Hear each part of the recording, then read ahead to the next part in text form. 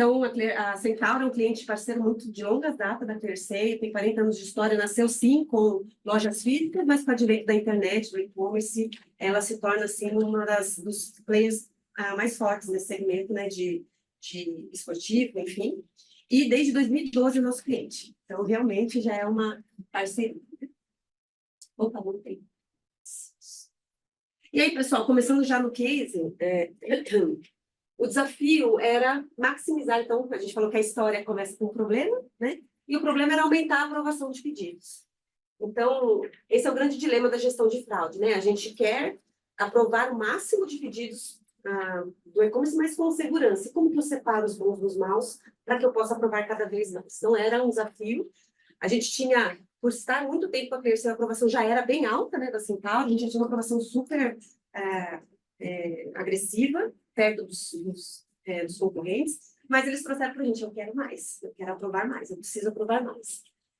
E sem fricção, não quero que você fique enchendo o saco do meu cliente, não quero que você fique demorando muito tempo, quero que você aprove rápido, com segurança e aprove mais. Então, a gente tinha todo esse desafio, garantindo uma experiência de compra fluida, né? E muitas vezes isso não era possível, porque os pedidos eram muito difíceis de entender se aquilo era uma fraude ou não.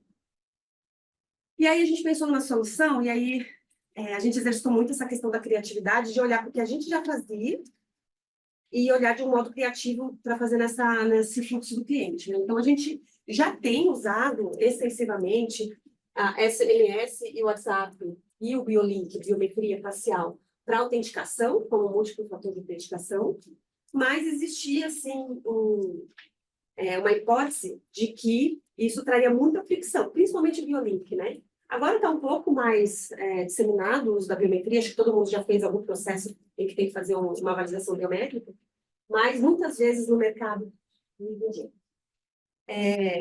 de compra online, isso trazia um medo para o merchan, né? Putz, eu vou ficar pedindo fácil, ele vai para o concorrente, é rápido, a um clique, não é mais a uma rua, né? Agora é um clique, eu estou no concorrente, eu não quero colocar essa questão. Então, existia muita resistência desses mercados com aprovação muito alta, da gente colocar uma fricção de um biolink, de uma biometria. Alguns mercados isso é mais tradicional, crédito, abertura de contas, mas para compra online era um pouco um tabu. E aí a gente falou para ele, você quer mesmo? Vamos tentar? Em vez de eu ficar mandando para a mesa de análise, esperar algum analista humano fazer análise, vamos colocar o BioLink? Conseguimos ter a aprovação deles para colocar, para testar essa hipótese. Será que realmente é uma fricção para esse consumidor colocar o BioLink no reporte adequado? Né? Aí o nosso time de analytics fez um estudo, uma análise, entendeu qual é o recorte ideal de público para que o BioLink não fosse um ofensor, né, na experiência.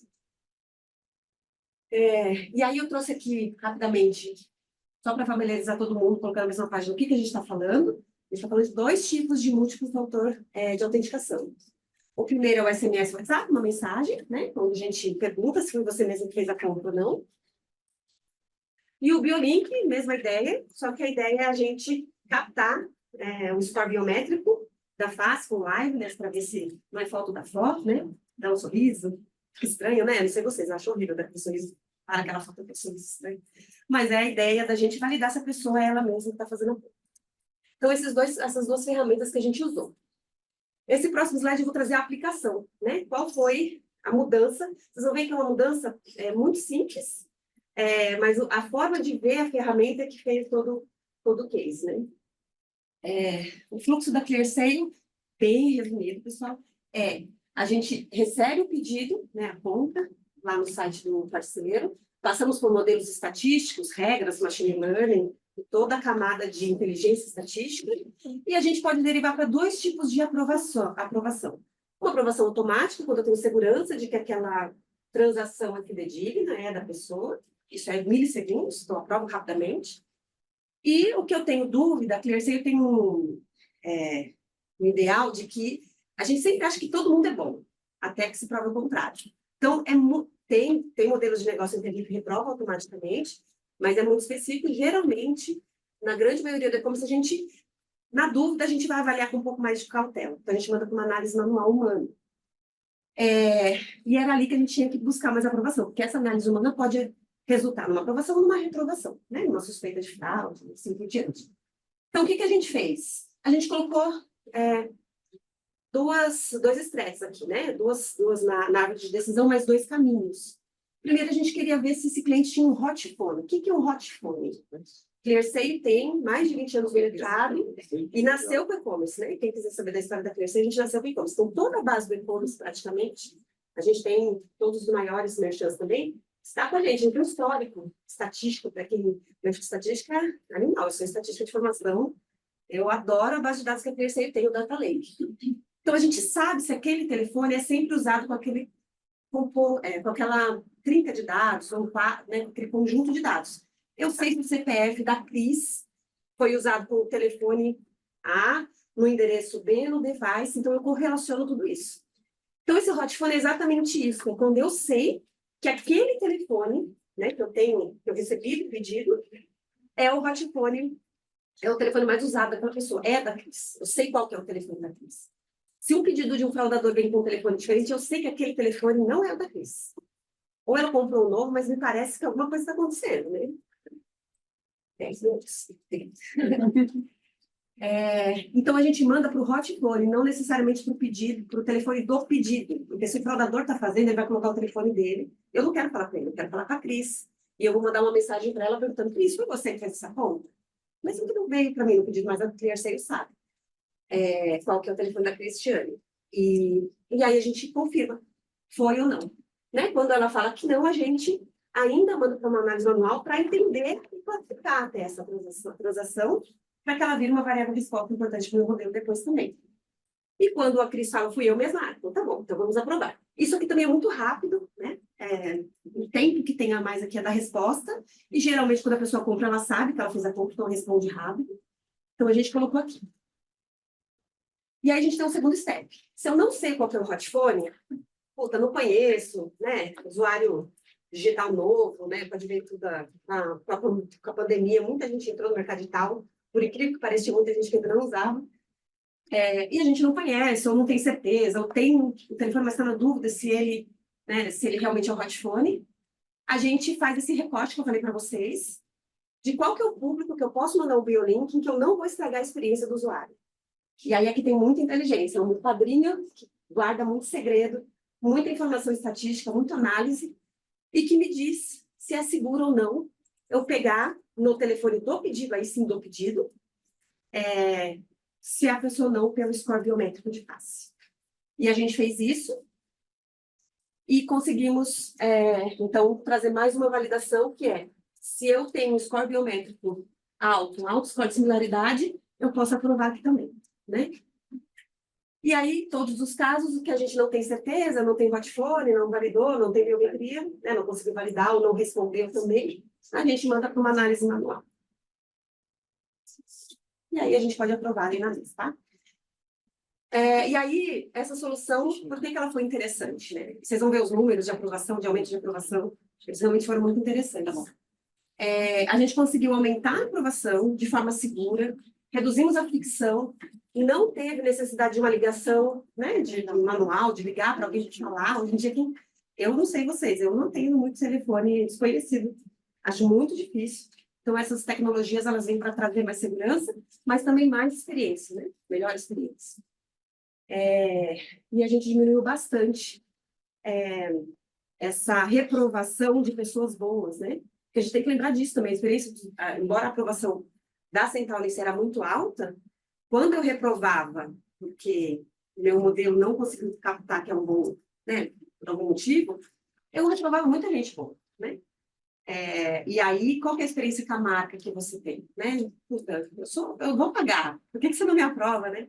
Então, a gente conseguiu diminuir, aumentar a satisfação do cliente do cliente final com o nosso cliente, que é a Central.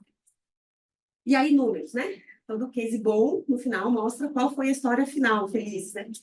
A gente aumentou 3% na aprovação total. Pessoal, para quem conhece de fraude, quem quiser depois eu posso compartilhar mais números, a gente tinha uma aprovação aqui de 98% das transações já sem múltiplo fator de autenticação, né? A gente conseguiu, aumentar mais 3% daquele público que sobrou, é muito grande. Você ter um modelo estatístico super afinado de um cliente que está com a gente há muito tempo, desde 2012, conhecendo tanto quanto a gente conhece, aumentar a aprovação nesse cenário é muito difícil, né? Tirar leite de pedra mesmo. A gente conseguiu aumentar 3%. Quando a gente olha só para a Biolink, foi um aumento de 1%. Em dinheirinhos, isso equivale a 13 milhões de reais aprovados nesse período ali, de março a julho, né? Então, quando a gente vai com o dinheirinho, fica um pouco mais relevante. E quando a gente olha para o uso só da biometria, né, que foi a grande hipótese era de que tinha uma fricção em algum momento, era a biometria, né, o WhatsApp é um pouco mais aceito, a gente aumentou 5 milhões nesse período de aprovação segura. Aumentamos a taxa de resposta, aumentamos não, tivemos uma taxa de conversão de resposta do Biolink de 70%, isso aqui é muito disruptivo. Se a gente olha em segmentos de segurança, quando a gente fala de uma ferramenta que traz, sim, é uma fricção, você tem que parar, fazer seu rosto, sorrir, tudo. Você tem uma taxa de resposta de 70% é bem alto. E isso, se a gente olha no público não desenhado, como a gente fez, a taxa é 30%, em média. Se eu mandar indiscriminadamente o link para todo mundo, seria 30%. Quando a gente recorta, a gente tem uma taxa de resposta de 70% e reduzimos o tempo de análise. Porque o tempo aqui ainda que está de 15 minutos, até 15 minutos, é o tempo da pessoa pegar o celular, ver que tem uma mensagem e fazer o processo. Mas, em termos tecnológicos, é quase que instantaneamente. A gente já manda, já entende, já tem a resposta, é só um tempo de espera mesmo do processo. E a gente ouviu do nosso cliente que a melhoria na experiência de compra desses clientes foi muito boa. Eu trouxe até aqui um depoimento, meu último slide, da coordenadora lá, da Roberta, onde ela fala que, desde o início do projeto, eles entenderam que era uma parceria, né? Não só uma questão de já deu o que tinha que dar, né? Aprovamos bastante, fica feliz com isso. A gente queria mesmo, eu sou de CS, né? Então, para mim, eu quero ver o cliente cada vez mais feliz. A gente queria mesmo chegar nesse resultado, e eles ficaram muito felizes, continuam com o Biolink. Eu trouxe o case como ele era da época, não trouxe os resultados atuais, mas deu uma olhadinha e tá até melhor do que agora que a gente foi afinando, a gente foi melhorando o perfil, né, desse reporte. Então, o cliente continua e a gente conseguiu já, até com o prêmio, emplacar em outros clientes. A gente falou, ganhou o prêmio, nossa, não quer ver essa solução. Então, a gente usou na parte comercial e tem sido um grande diferencial. É claro que precisa ter essa inteligência por trás de saber qual é o público, qual é o segmento, qual é o tempo, como que eu abordo, né, o texto, como que eu abordo o cliente, então, toda essa cuidado a gente teve, e os resultados foram muito bons. Então, a gente ficou muito feliz e tem tido vários sucessos além desse case com outros clientes também. É isso, gente. Quem quiser aqui, ó, meu LinkedIn, estou super aberta a conversas, troca de experiência, fiquem à vontade. Tatiana, depois você passa. Você veio com a Camila da comissãozinha que você falou aí, que você utilizou. Claro, gente. Você utilizou o prêmio. Olha que legal, gente. Utilizou o prêmio, né? Sim. Para alavancar aí com o cliente.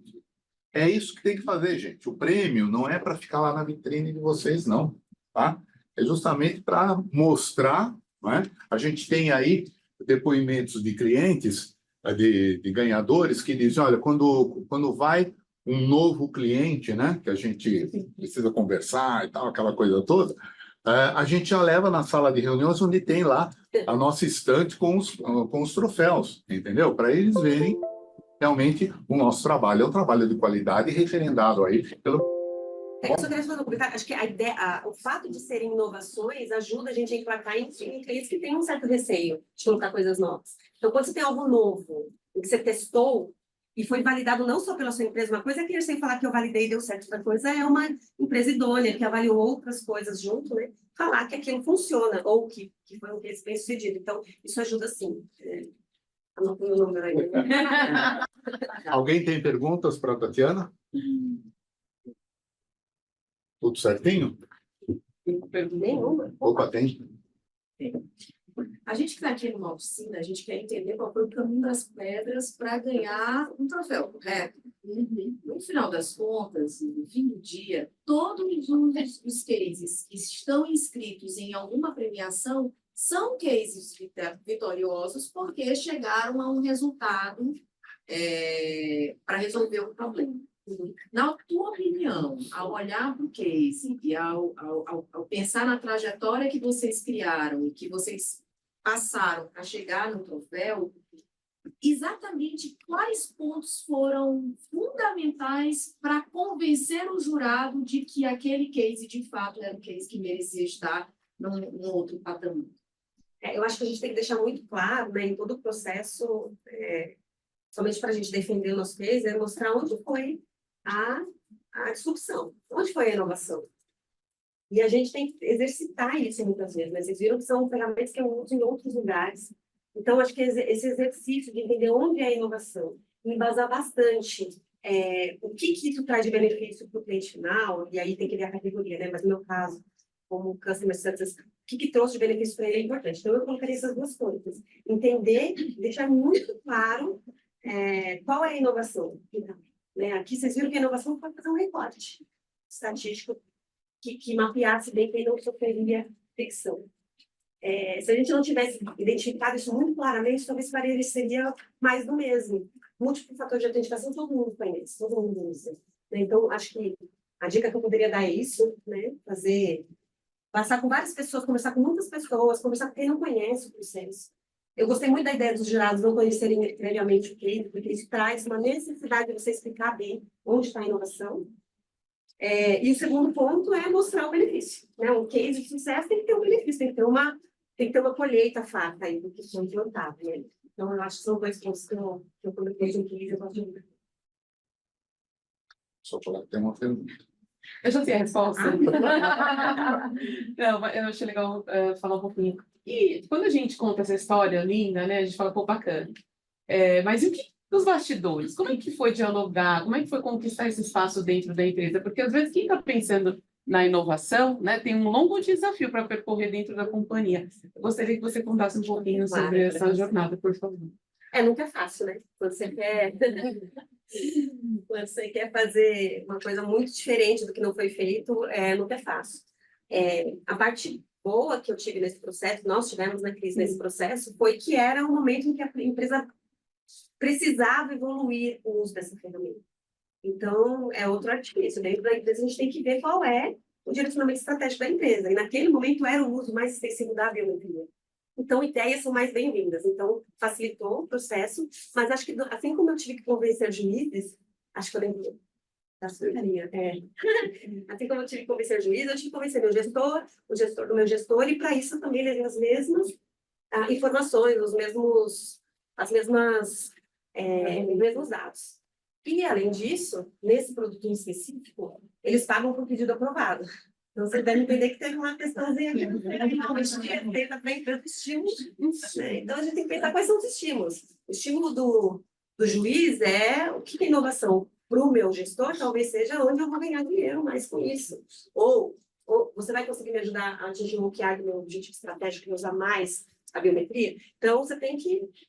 Eu já fui comercial, tá, gente? Então, eu sei. Você tem que achar onde dói. A gente tem que ver onde que vai chamar mais atenção. Tati, só complementando, muitas vezes a gente acha que inovação é algo que não existe, então tem que implementar no meu case algo inexistente. Na verdade, vocês buscaram dentro da empresa algo que já existia de inovação e implementaram em uma abordagem do cliente que não usava. Sim. Descobrir um público que poderia aceitar essa inovação.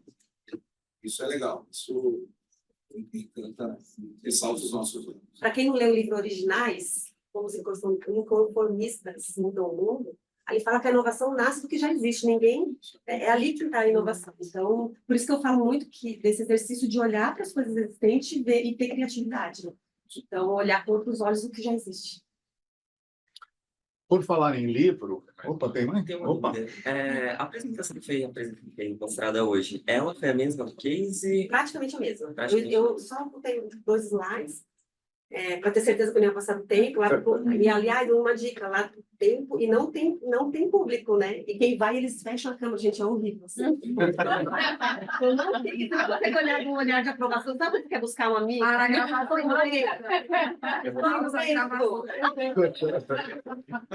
Então, horrível no bom sentido, né? Você tem que realmente focar ali, você só olha realmente Você não pro tá vendo melhorar. a expressão das pessoas, Você não né? vê. Eu queria olhar pro meu chefe, tô indo ver, chefe. Ela tava também, falei, Cris, Jurado não tem expressão. não, é uma técnica que um dia eu vou aprender, porque a minha cara já diz tudo que eu tô pensando.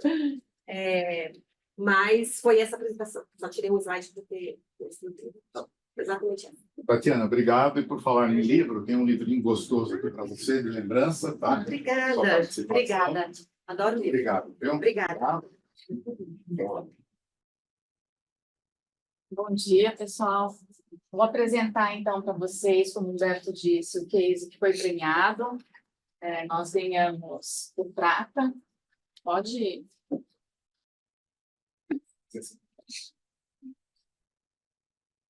Mas,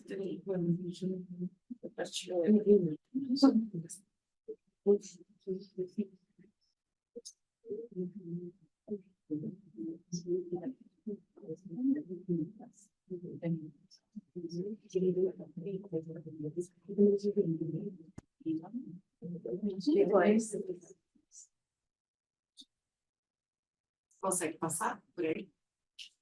Senão eu mudo aqui. Se você não conseguir aqui, ela muda aqui, tá?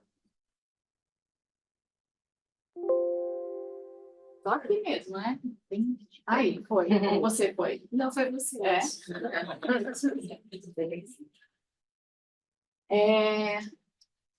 Bom, apresentar um pouquinho de Veloy para vocês. Nós somos uma experiência completa para mobilidade e gestão de frota. Talvez vocês já tenham visto falar de Veloy como aquela tag que a gente coloca no carro para passar por pedágio e estacionamento, mas nós somos muito mais que isso. E nós fazemos parte de um dos maiores grupos financeiros do país. Nós estamos debaixo da holding Elopar, que tem como sócios Banco do Brasil e Bradesco. Dentro da Elopar, a gente tem a Alelo, a Livelo, a Veloy e o Pé de Pronto. Eu trouxe aqui uma linha do tempo, mas o objetivo aqui não é contar a linha do tempo em si, mas o que aconteceu ao longo desse período, porque a Veloy foi lançada em 2018, um soft launch, só alguns convidados ali, e efetivamente nós fomos ao mercado em 2019, foi julho de 2019. Quando a Veloy foi ao mercado, nós tínhamos a tag para a pessoa física, essencialmente. Esse foi o principal serviço lá no lançamento. Mas já em 2020, a gente começou a flertar ali com o PJ, a gente identificou uma oportunidade bastante importante associada a essa passagem do veículo com tag, se chama Vale Pedágio. Dentro da Alelo, e Veloy nasceu dentro da Alelo, nós tínhamos um outro produto que se chamava Alelo Frota, que seria um primo de Veloy ali, estava ali também na mobilidade, a gente nasceu no PF, já estava começando a flertar ali com o PJ, até que efetivamente, em 21, a gente que nasceu essencialmente PF, no meio de 19, recebe esse produto novo, Alelo Frota, dentro de Veloy. E a gente precisa começar a olhar, então, para um público, para um setor que a gente pouco conhecia, né? E nós passamos, então, já em 21, ter a maior rede de aceitação para o público PJ. Isto posto, a gente falou, precisamos dar uma parada estratégica aqui, vamos olhar para tudo que a gente tem, para a forma como a gente atende o nosso cliente, para a forma como a gente se posiciona, para a forma como a gente desenvolve os nossos produtos, e a gente vai precisar fazer um reposicionamento, um rebranding. Alguém trouxe aqui, que acabou de passar por um rebranding, nós tivemos que, na sequência, então, passar por esse momento, que foi ali em 23, e hoje nós temos uma submarca, que é Veloy Go, que fala direto com esse público PJ, tá? E no ano em que estamos, a gente já tem diversos outros serviços, frete, gestão de manutenção, enfim.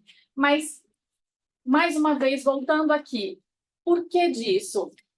Imagina que nesse cenário de 5 anos, nós passamos por diversas mudanças, uma evolução de produto bastante importante. E a gente já tinha um super desafio no meio disso tudo acontecendo. A área central de atendimento, e aqui eu quero fazer até uma paradinha ali, um parênteses, que a gente acabou de falar, que a inovação não precisa ser uma coisa de outro mundo, né? Não é reinventar a roda, a gente não precisa disso. A gente pode olhar para dentro de casa e entender de fato quais são os pontos de melhoria, e muitas vezes esse ponto que a gente acha que é super simples, e vocês vão ver aqui esse case, é um case simples, mas que traz um baita de um resultado e que gera inovação dentro da própria companhia. A central de atendimento ainda era uma área apartada. As equipes internas não tinham a visão estratégica, tanto da central de atendimento, quanto de todos os insumos que uma central de atendimento pode trazer. E o time de CS tinha muito essa dor, porque eles estavam ali ouvindo esses clientes, Veloy passando por todas aquelas mudanças que eu trouxe para vocês. E, gente, estamos com dificuldade. Como que a gente reverbera tudo isso que a gente precisa evoluir dentro da companhia? Eles precisavam contribuir na construção do nosso produto. Eles tinham como contribuir muito na construção do nosso produto. E uma das principais dores era essa, então, eles não conseguiam encaminhar corretamente essas dores, e a gente ficava com um arcabouço de dados, um monte de informação super importante, vindas direto dos nossos clientes, só que a gente não estava conseguindo usar essa preciosidade que o pessoal tinha lá na ponta. Talvez muitos aqui também passem por essa situação, que você tem, muitas vezes, um time, uma central de relacionamento que não está dentro da empresa. Ela normalmente está num ambiente diferente. Muitas vezes nós temos um parceiro que nos oferece esse serviço, né? Um parceiro ali contratado para esse serviço. Então, a própria empresa olha como uma outra empresa. Não é a minha extensão. Não são os meus olhos, não são os meus ouvidos que estão ali ouvindo o cliente, conversando com o cliente. É uma outra empresa. Então, acho que tem aqui uma mudança de mindset bem importante também que a gente conseguiu colocar dentro da empresa. Opa! Então, o que a gente fez para atacar aqueles principais pontos? Nós criamos um projeto chamado Vem Pra Central, e ele surgiu, então, com o objetivo de aproximar a empresa da central de relacionamento. Nós começamos lá, a princípio, engajando a liderança. Porque imagina, como é que eu faço a companhia se mexer, como é que eu faço todos os colaboradores darem atenção àquilo que nós precisávamos implantar se nós não tivéssemos o engajamento da liderança. Então, nós partimos dali. Veloy, nossa tagline, flui bem. A Veloy tem que fluir bem.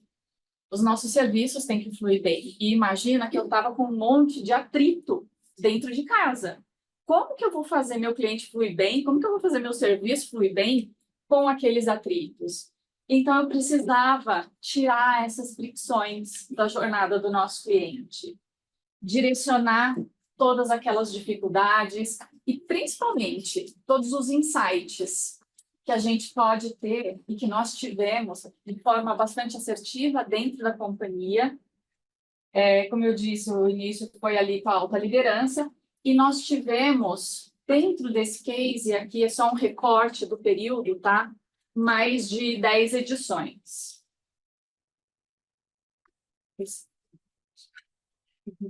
Tem um vídeo. Como que eu... eu deixo eu coloco para ele. Pode falar. Vou só colocar um videozinho que vai dar um overview disso que eu contei aqui para vocês, e aí eu já finalizo com o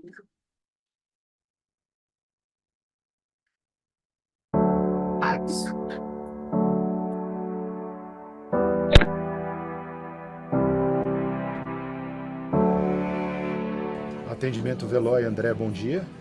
Em que eu posso te ajudar?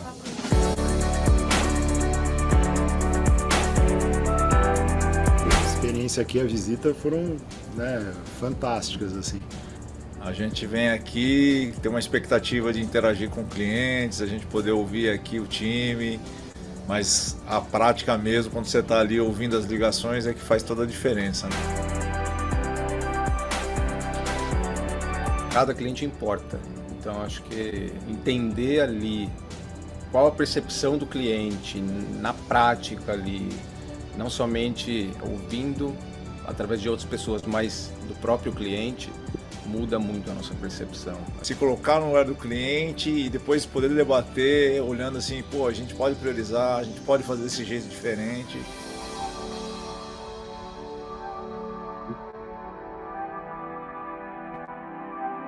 Se você não entende que a gente tem ali um propósito de negócio, que é ser relevante na vida de pessoas, né, e de empresas, mas na verdade quando você está falando de empresas, você está falando no limite de pessoas, você não consegue fazer nada, você não consegue envolver as pessoas, você não consegue engajar um time, você não consegue criar produto bom.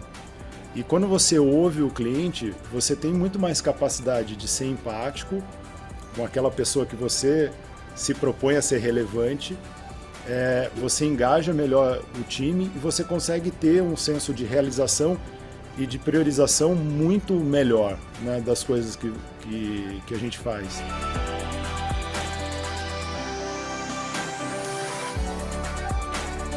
Você pode confirmar para mim seu nome completo e data de nascimento?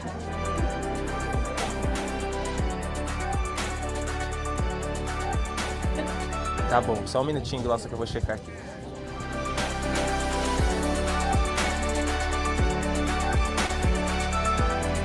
Vai ajudar muito aí a construção aí dessa nova Veloy que a gente de fato quer entregar para o cliente. A gente está aqui vivenciando esse momento, foi incrível.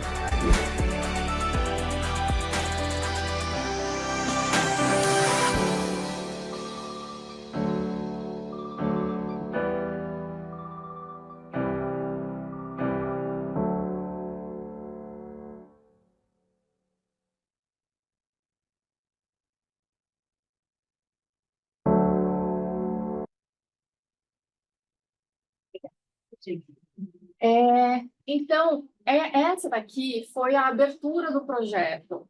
Esse foi o pontapé onde nós levamos a liderança lá para dentro das centrais para ouvir esse cliente. E o que é interessante que aconteceu, então, a partir daqui? Vocês viram que a liderança de diversas equipes foi mostrada e esses líderes, de imediato, começaram a perceber, e, gente, é imediato. Caramba, olha só que coisa simples que eu podia fazer e que vai melhorar a experiência do meu cliente na ponta. E mais, que vai melhorar a experiência do meu colaborador que está ali dentro da central, porque às vezes eles têm uma complexidade de informações ou de sistemas, multitelas.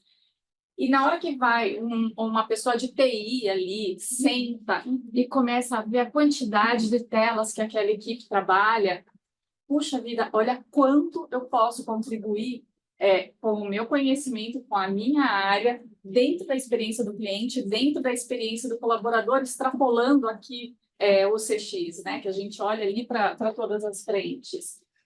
Então, os números são impressionantes. A gente conseguiu uma redução no volume de ligações de 51% em pessoa física, de 9% em pessoa jurídica, 22% contra 23%.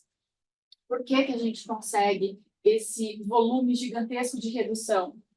Porque a gente conseguiu implantar um processo de melhoria contínua e evoluímos em diversos serviços dentro do aplicativo. Então, a gente colocou lá uma central de notificações, que é algo simples, que o cliente consegue, por ali, de repente, acompanhar um atendimento dele. A gente percebeu que muitos clientes, às vezes, ligavam na central porque ele colava a tag no veículo, Aí ele ia lá e retirava a tag. Nisso que você retira a tag, tem um sisteminha ali dentro, eletrônico, tem uma antena ali dentro. Na hora que você faz isso, você quebra. E aí ele ia e tentava colar de novo. E o que acontece? Na hora de usar, não passava. Então, a gente também conseguiu proativamente perceber que o cliente tinha colocado a tag, estava ativo e, de repente, ele parou de passar, começou a ter algum tipo de problema. Então, nós implantamos uma troca, uma substituição proativa. A gente implantou diversos serviços, diversas evoluções, de fato, dentro do nosso aplicativo, melhoramos processos. Hoje, por exemplo, o programa Vem para a Central não precisa ter uma data formal para a gente levar a equipe para dentro da central. As equipes colocaram isso no dia a dia, virou um processo dentro da empresa. 2 anos depois aí da primeira edição, as equipes vão para a central, sentam do lado do atendimento, algumas vezes atendem o cliente, outras ficam ali sentado e veem o que está acontecendo e trazem, no final, trazem para casa uma lista de melhorias, uma lista de ações que aí a gente precisa ter a governança de acompanhar. Então, é extremamente importante esse acompanhamento próximo e, principalmente, a criação, o desenvolvimento de processos para que essas informações não parem ali naquele grupo de pessoas. Então, nós passamos, sim, por alguns momentos em que, puxa, e agora? O que a gente faz com esse monte de informação?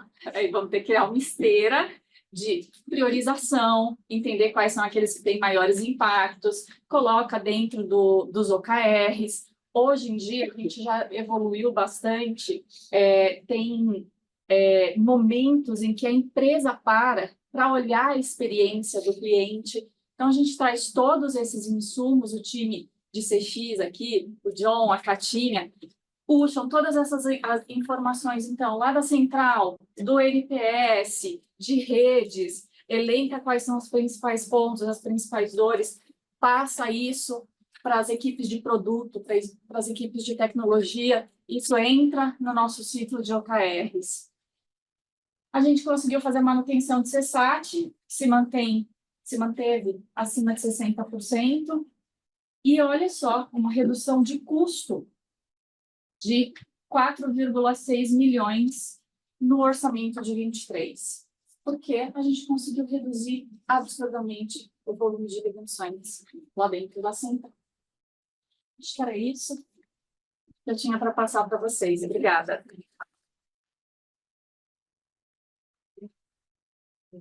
Pessoal, podemos fazer perguntas. A hora é agora de entender como foi que eles chegaram lá nesse papel prata, hein? Você falou que a central é apartada, aí a estrutura que vocês fizeram, assim, da alta gestão e até a central, aí fala com o cliente e tal. Essa estrutura que vocês mostraram, eles são terceirizados ou eles são dentro do time da Veloz?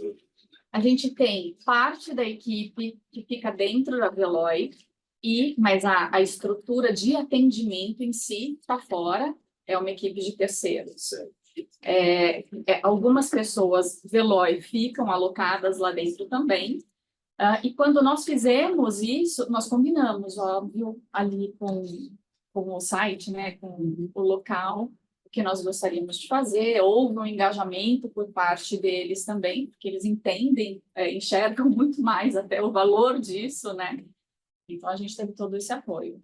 Então, o que eu entendi, então, o grande ganho foi tipo, melhora de processo que você teve por conta do convívio lá dos diretores com problemas. Eu acho que assim, o grande ganho mesmo é eu conseguir reduzir a fricção para o meu cliente. Eu não precisar ter o meu cliente entrando em contato comigo para me reportar algum problema. Ele conseguir fazer o autoatendimento dele, eu entender, antecipar, né? Eu conseguir antever algumas dores que eu já sabia que iam acontecer, que poderiam acontecer, e eu antecipar isso. Acho que esse, de fato, é o principal ganho. Mas, sem sombra de dúvida, eu só consigo chegar nisso quando eu conseguir tirar a equipe de dentro da Veloy e levá-la para dentro. Mas, mais do que essa aproximação, eu acho que é enxergar o valor de todo aquele insumo, de todo aquele dado que vem para dentro de casa, que vem para as equipes. Porque, gente, eles estão ali 24 horas por dia falando com o nosso cliente, e normalmente o nosso cliente não liga na central para falar: e aí, tudo bem? Ó, tô gostando do serviço. Adoraríamos que fosse, mas não é. Ligou é problema, né? Ligou é problema. Então, assim, você quer saber o que está rolando? Vai para lá. Ver o que esse cara está falando. Uma dúvida também. Nós temos um vídeo, né? O presidente do grupo, né? Também fazendo essa escuta ali ativa, de cooperação. Como que foi também esse bastidor do equipe para a pessoa, né? Tão importante a diretoria descer esse operacional para escutar o cliente. E quais foram as principais oportunidades que ele, como presidente, identificou nesse trabalho? Olha, a Tiana, acho que disse que, né, nada é fácil. Nada é simples. Tem muito perrengue no meio do processo, tá? Mas o perrengue foi até a gente construir. E a Catinha, principalmente, está aqui e não me deixa mentir, que está envolvida diretamente no processo. Eu acho que foi até a gente identificar: olha, temos uma oportunidade.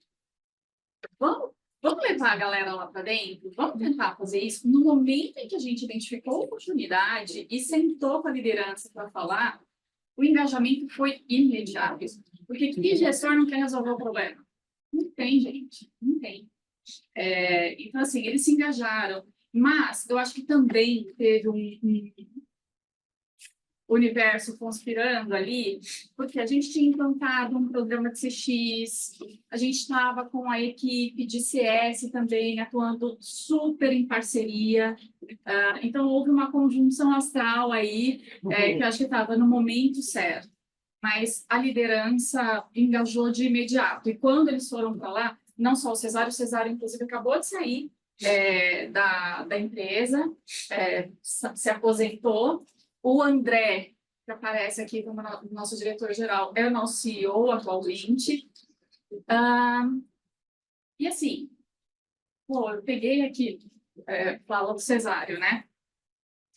Peguei aqui o cliente, ele está com uma dúvida que, por que a gente não tem isso daqui no app? É uma dúvida tão simples. E aí, chegou, e esse é um ponto importante, chegou nas primeiras vezes, é um pedido do Cesário. Aí você tem o pessoal que olha, é o pedido do Cesário. Às vezes, a complexidade de desenvolvimento é maior do que o resultado que ele vai trazer. Aí, por isso, é importante a estruturação dos processos. Porque a gente começou a colocar processos nisso para que as equipes pudessem avaliar quais eram as prioridades, quais trariam mais valor para ter preferência na nossa esteira de desenvolvimento. Mas é um caminho de aprendizado. Hoje ainda nós temos aprendizados.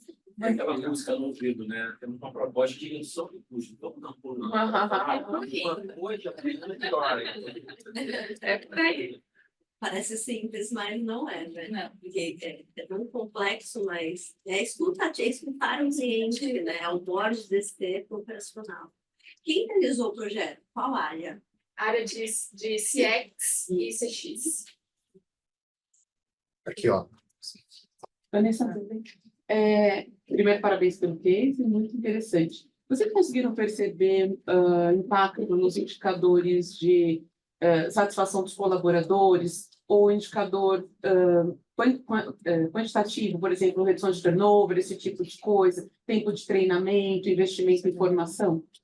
Ótimos pontos. Eu, sinceramente, não sei te dizer da central, eu não sei se você tem, cara. Não, da central a gente não acompanhou, mas o que a gente percebeu é que os operadores, e acho que até um pouco de bastidor para contar, os operadores, eles se ofereciam para receber ali as pessoas. Então, os supervisores preparavam antes, falavam: o que quer receber? Não, eu quero ser com o presidente, quero ser com o CEO. Então, a gente via esse brilho nos olhos ali do operador, nesse sentido ali, para receber os livros assim, sabe? Legal. Excelente ponto. Vou prestar atenção nisso, vou pedir. Aí, ó, processo de melhoria contínua. Lição de casa. Vamos olhar, saímos com lição de casa. Não, bom é que ela já está aqui, ela já me mandou, ó, isso aqui é case. Eu já quero bem para Central 2.0, então, olha, Sim. já tá fervilhando. Porque no final do dia você é um efeito colateral, né? Impacta a qualidade de vida da pessoa que está conversando com o cliente. Você não mantém um NPS de 60% somente com ações técnicas, né? Sem sombra Precisa de de gente dúvida. do outro lado. Exato. Legal, obrigada, viu? Obrigada. Vanessa, obrigado pela apresentação. Seu livrinho de gostosura, tá? Vamos passar para os jurados, né? Aquelas pessoas que são as responsáveis para que em 2 dias analisem os cases que vocês enviaram. 2 dias, Humberto, de todos eles, o que acontece? Para cada categoria, nós temos 3 executivos com sua expertise naquela categoria, né? Para fazer a análise dos cases. Esses jurados, eles não se conversam, tá? Eles não se conversam. É feito online, né? E aí eles fazem a análise e tudo mais, conversam comigo ou com alguém da comissão, ou então com o próprio auditor. A nossa auditoria contratada, ela participa de todo o processo, tá? Desde do julgamento, depois da apuração dos resultados, inclusive eles vão lá no dia do evento para ver se realmente na listinha deles aqui todos os troféus foram entregues, ok?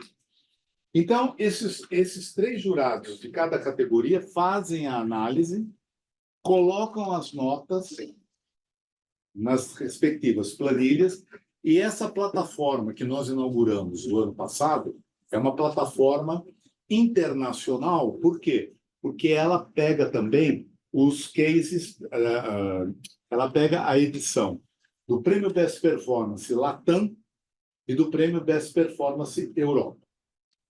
Então, nós já criamos aí 2 braços devido ao sucesso aqui do Brasil. Então, o Latam está indo para o seu 3º ano, acho que 3º ou 4º ano, e o da Europa, da Espanha, está indo para o 2º ano.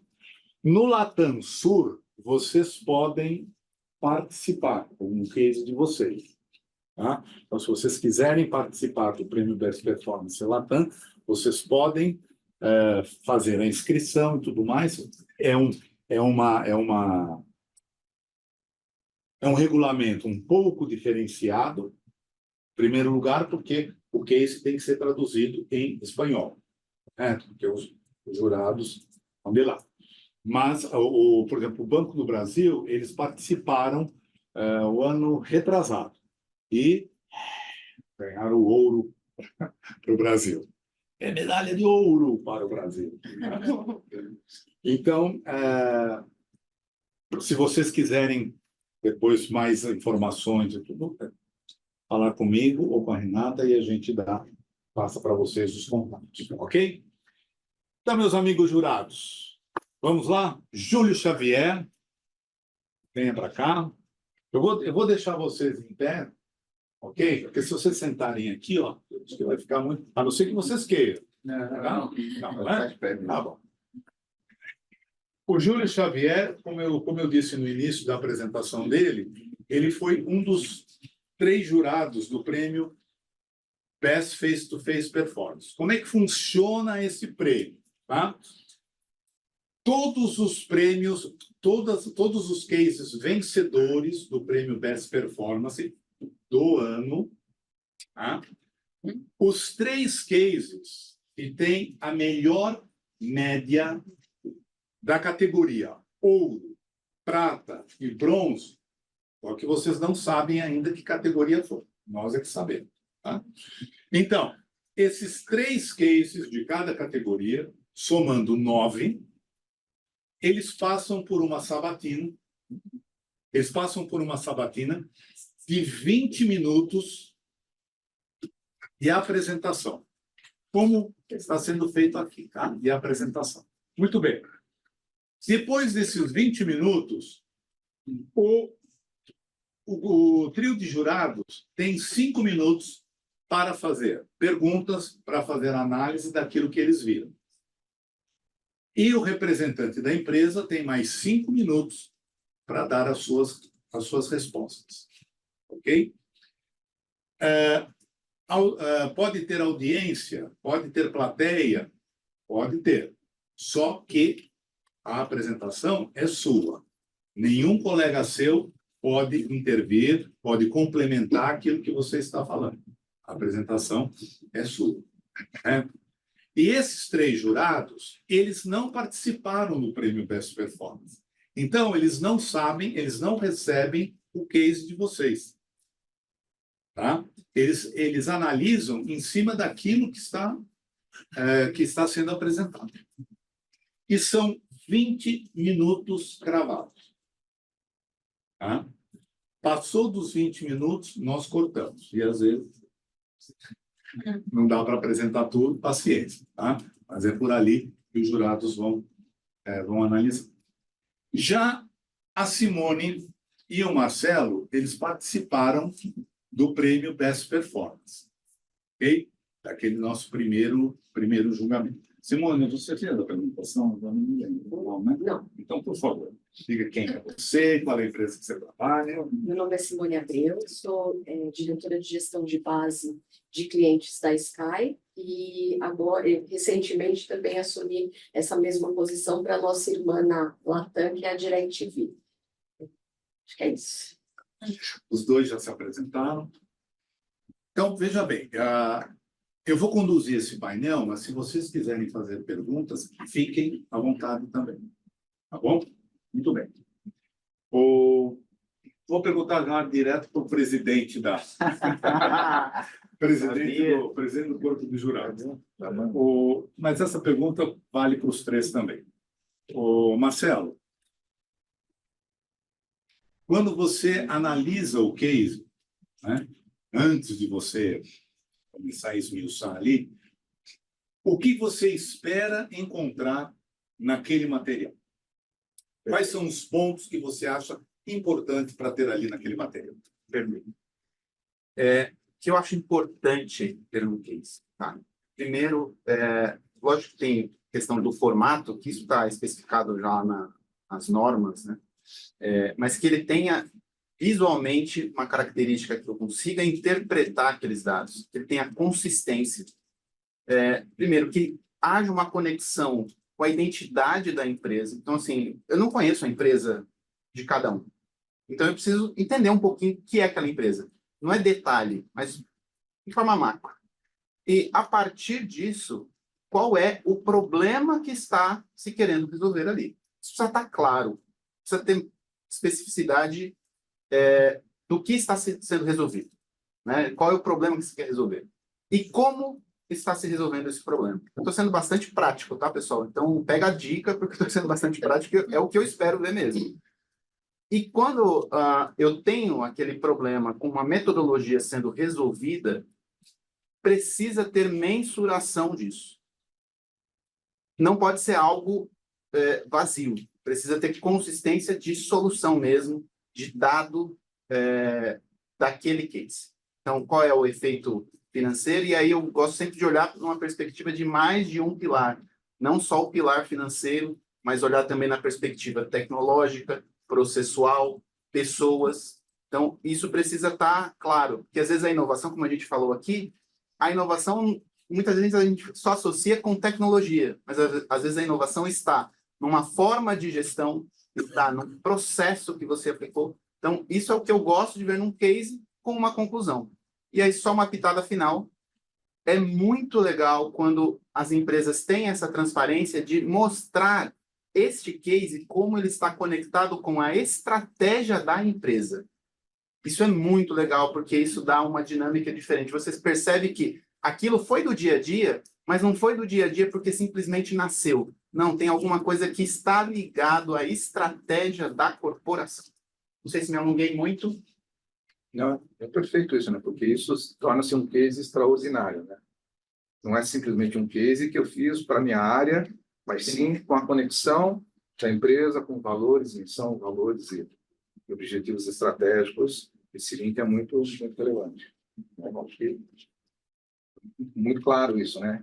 Essa percepção. Ter uma narrativa clara, a comunicação do case, ela é muito, muito importante.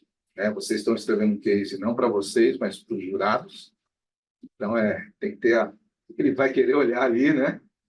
É desafiador, mas é bastante relevante o que você comunicou. E o final ali, né? Quais são não o indicador, os indicadores que movimentaram, que fizeram esse case ser movimentado e o que impactou. Simone, para você. Bom, eu fui resgatar, né? O próprio nome da atividade é case, né? Se a gente fosse falar em português, é um caso, né? E, então, o que eu espero de um case é que, assim, vocês me convençam que tem um caso legal, que tem uma história boa para ser contada. Eu acho que um case bom é aquele que o jurado depois ele consegue reproduzir a história. Então, como que você consegue reproduzir a história? Se você sabe de onde você partiu para onde você chegou. E aí, para isso, tem que ter, né, de fato, muito recheio. O que eu percebi em alguns cases, tem alguns que são histórias de evolução. Tem alguns que são histórias de transformação. Mas, e tudo bem, né? Às vezes você evolui, tem uma evolução que, muito bem documentada, ela vale mais, ela é mais perceptível do que uma super transformação que não está bem documentada, que não está bem contada. Então, eu diria o seguinte, né? Também tem aquele ditado, né? Quem conta um ponto, aumenta um ponto. O que eu esperaria era assim, ler um caso e depois, se eu tivesse que apresentar o caso, depois dessa análise eu fosse capaz de tê-lo como meu e representá-lo. Então, é algo assim, que tenha tanta informação, tenha informação suficiente para que eu, como jurada, pudesse vender o próprio caso, pudesse defendê-lo. Vocês encontram também, ou encontraram, aqueles cases que você fala, putz, isso aqui está mais para venda do que realmente para ser um caso inspirador, inovador. Ele está vendendo aqui o produto dele. Como é que é? Eu acho que esse é um ponto importante. Até pegando o gancho que a Simone falou, às vezes você quer apresentar um case, mas no final das contas você está apresentando só uma evolução do dia a dia. Aquilo, não, de fato, não tem um diferencial. É mais o arroz e feijão do dia a dia, que já é... E isso acaba não inspirando, isso acaba não impactando, né? Não gera um engajamento. Então, tem que ser algo que realmente tenha relevância. Quando a gente fala tenha relevância, não é uma coisa do outro mundo, mas tem que ter relevância. E não tem um cuidado de não, eu vou usar um termo popular, de não ficar enchendo linguiça, sabe? Assim, eu coloco lá no case, às vezes você pega um case que nem pode, né? Porque acho que é 30 páginas, se eu não me engano, no máximo.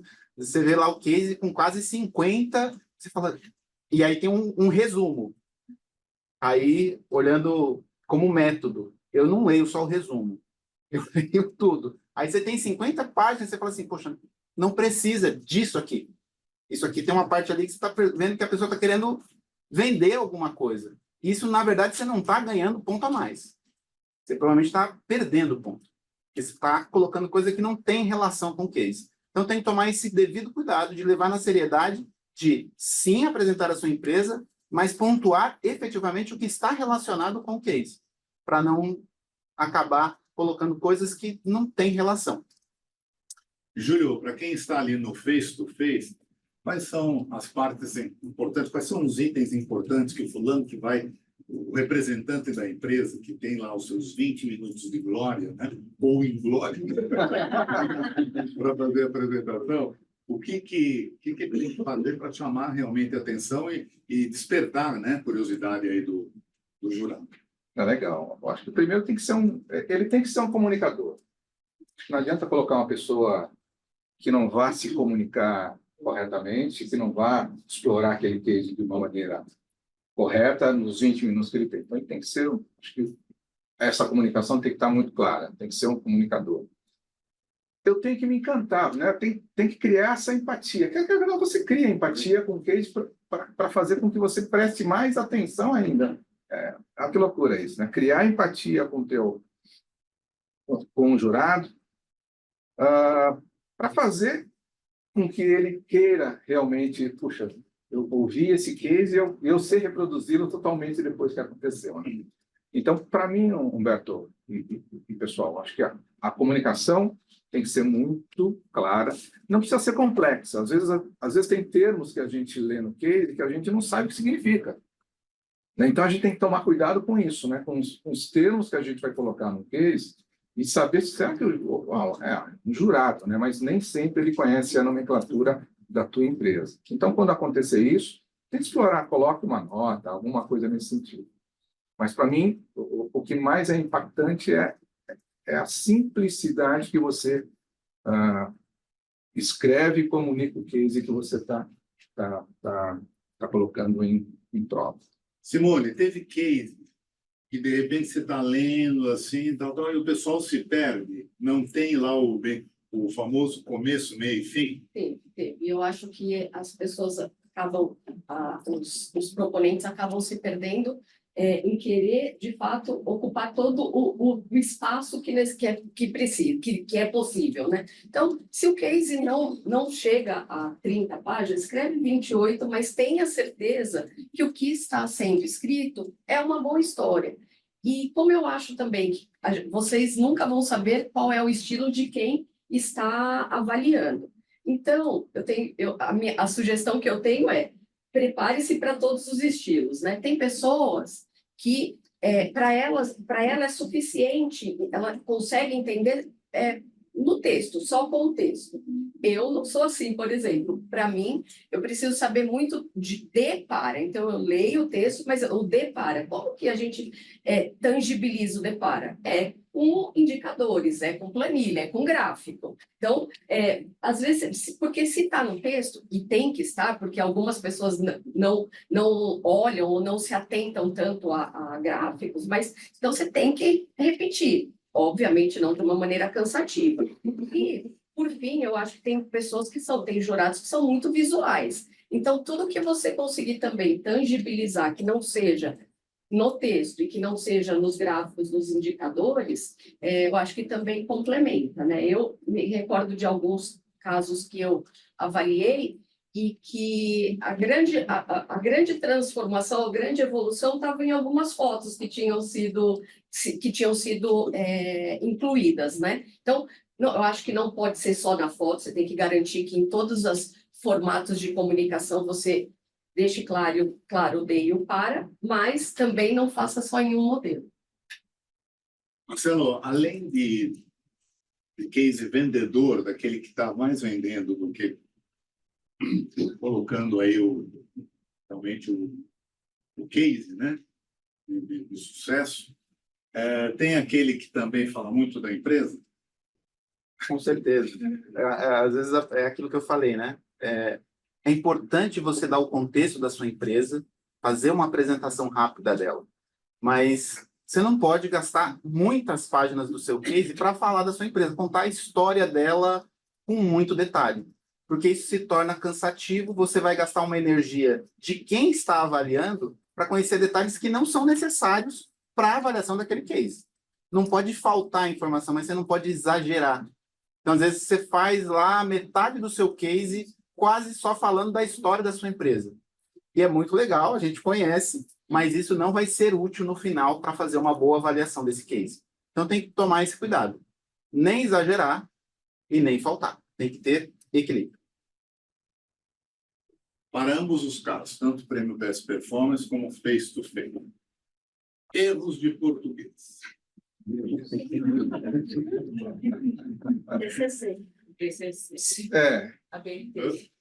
Eu já peguei muitos cases que com erros de português que você fala, meu Deus, né? E aí, olha que loucura que acontece. Trava o jurado, né? Fala, meu Deus, ele começa a ver um erro, começa a ver outro. Tem um pleonasmo vicioso ali, fala, meu Deus. Você desestimula. Quando você tem um texto bem escrito, não no português clássico. Não, mas bem escrito, bem colocado, você se empolga. Puxa, eu quero continuar lendo. É como um bom livro, né? Com uma boa leitura. Mas realmente é um problema muito sério tanto do exagero de escrever um case espetacularmente, pedir para o teu professor de português, né? Quanto escrever um case com muitos erros gramaticais. Isso acontece bastante. Acentuação, trocar o S pelo cedilha, e aí vai. E até complementaria isso, só que assim, é importante a gente ter isso muito claro, né? O erro de português, nesse caso da apresentação de um case, isso não é um erro só da pessoa que está fazendo o case. Isso é a imagem da sua empresa. Então, se está errado no case, você está dando a sensação de que na sua empresa isso acontece em várias situações. Então, é um cuidado adicional que você precisa ter. Pode-se cometer erros, é natural, as pessoas podem falhar, mas então revise. Né? Tem um processo de revisão do case antes de encaminhar. Coloque uma terceira pessoa para ler o case. Muitas vezes a pessoa está viciada ali, passou, sei lá, o final de semana fazendo o case. E aí não revisa o processo, talvez na especialidade assim. Vamos pegar uma pessoa com a cabeça tranquila e vamos revisar isso aqui e avaliar se tem alguma coisa que está fora do eixo. Porque é muito ruim, realmente, na hora que você está julgando, você para de olhar as questões mais técnicas para olhar uma questão que não deveria ser uma preocupação para o nível das empresas que se classificam, né? Esse é o ponto. Simone. Bom, eu acho que, de novo, a gente nunca sabe quem vai avaliar, né? Então, eu acho que a gente espera que um case seja, primeiro, se ele reflete mesmo algo de importante que aconteceu na organização, ele deve estar sendo preparado por mais de uma pessoa. E erros, principalmente erros crassos, só acontecem se a pessoa que escreveu não deu para ninguém ler. Se isso acontece, eu acho que já demonstra que o case ele foi construído por uma pessoa. Então, não é uma construção coletiva, né? As melhores decisões, elas são feitas em colegiado, porque cada um vai melhorando. Então, às vezes, todo mundo tá sujeito a escrever alguma palavra errada, mas só vai entregar para o avaliador errado se ninguém olhou também. E se ninguém olhou o case, eu acho que dá a impressão de que o case não é tão relevante para a organização. Então, eu acho que, para além do erro, eu acho que passa essa imagem de que talvez não seja tudo aquilo que a pessoa quis colocar. Né? Ainda mais quando são aqueles cases em que o presidente faz a cartinha, né, para os jurados, por exemplo, e o presidente que está assinando. Aí depois o conteúdo do case tem um monte de erros. Né? Mas às vezes o erro já começa ali no presidente, na carta dele. Né? Então tem que tomar muito cuidado realmente com isso. Principalmente, por exemplo, no face-to-face, ok?